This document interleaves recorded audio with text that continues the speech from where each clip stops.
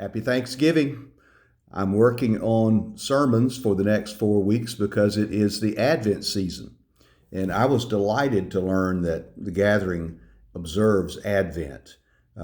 As a young pastor and through my career as a Baptist pastor, we joined the rest of the Christian world in seasonal celebrations like Advent.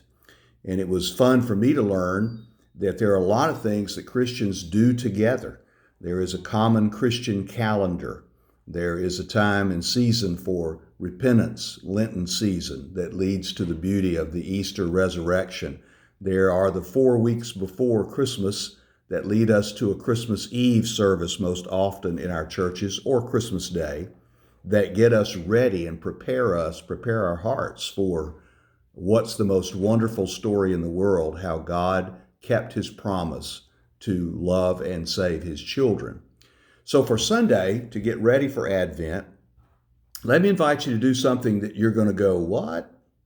I want you to read the first 18 verses of Matthew 1.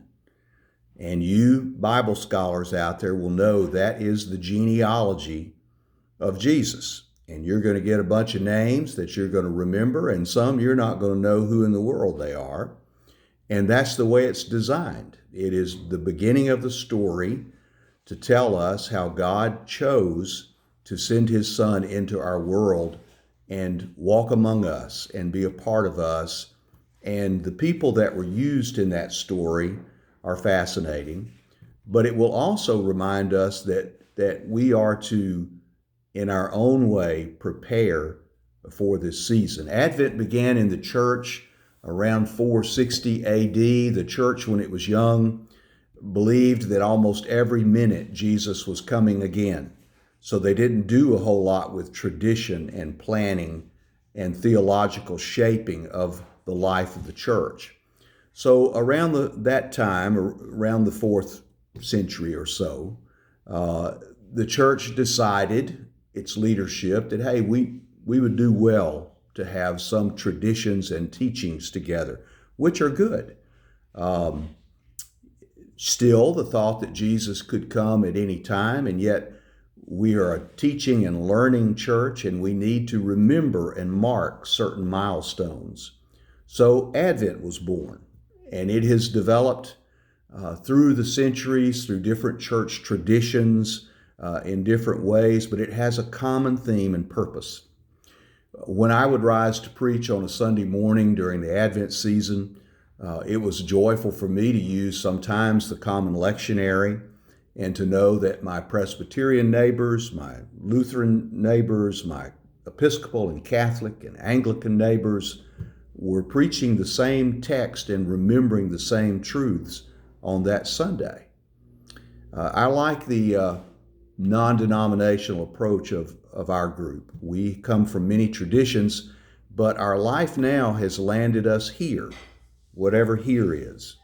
Some of us live here. This is where we've retired, and our life has a shape to it that was not like anything before. Some travel here. They live in other places, and they come for 3 or 4 months of the year, and they're here now. They come out of backgrounds and traditions and geographical places that are all so different. And so the coming together for common worship around common themes is a wonderful thing. So I hope you'll prepare yourself for Advent. In my thinking this year, I'm going to look at 2 or 3 of the characters of the Christmas story. As we look at each of the Sundays of Advent, we will look at Joseph and Mary and even Jesus, and do some sketches of who they are in the scriptures to help us remember. We will certainly light our Advent wreath, have common themes that have guided the church through centuries of hope and peace and joy and love. We'll sing some songs that remind us and herald the season. Most of all, I hope that it is a way that we can spiritually renew ourselves right now to remember that in season and out of season, God keeps his promises. He always has and always will.